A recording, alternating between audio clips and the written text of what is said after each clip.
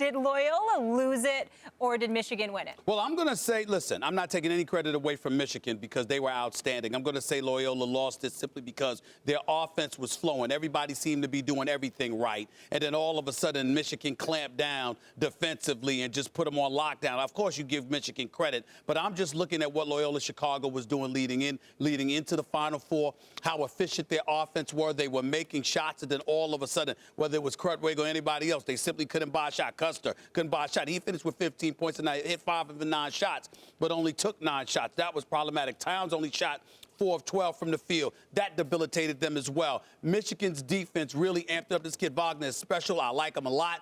Very, very impressive. But when you consider the way, and this is to me, and we're going to get more into this later, when you consider the way Michigan was struggling with its shot, particularly Simpson, don't get me started with him, and 0 for 0 starting 26 minutes, couldn't buy a basket to save his life. Those kind of things, when you consider the way he was playing, the way Abdul Rahman was balling, and he got, what, 2 for 11 from the field or whatever. But you rolled that off. I know. You rolled that off. So you got to do it. This is what you do. I was very impressed by that. Well, when you talk to, I got a bunch of fellas that are Muslims or a bunch of friends of mine, and I know how to pronounce those things. That's how that's how they pronounce their name. Yes. But that's neither here nor there. At the end of the day, what it comes down to is this: Michigan's defense clamped down, but Loyola-Chicago wasn't as efficient offensively as they had been throughout the game. I think Michigan clearly won this game. Give Loyola all the credit for playing over their heads really early. But there's an old expression: class tells over time.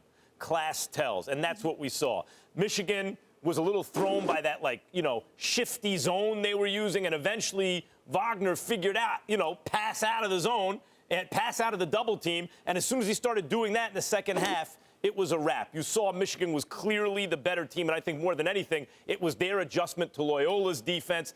Loyola, great story. You made the Final Four, and they deserved to get there, but they also didn't deserve to get any farther because they ran up against a better team. Go ahead, Jay.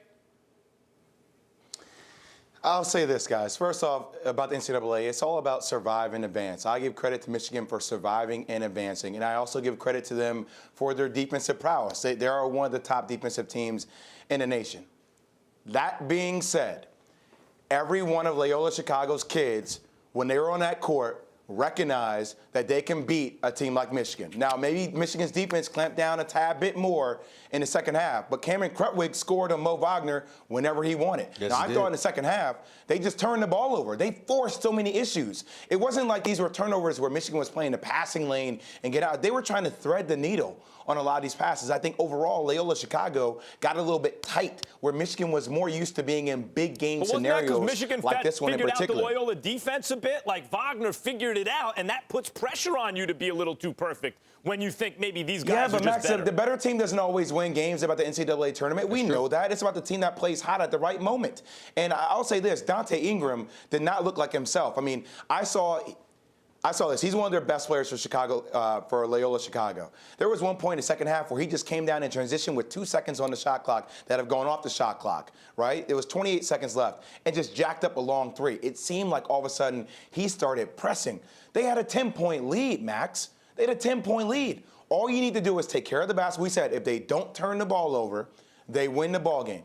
They had 11 turnovers in the second half. Well, 11. And 8 of the 11 turnovers were them trying to thread the needle on the pass, not because it was due to the defensive disruptness of Michigan.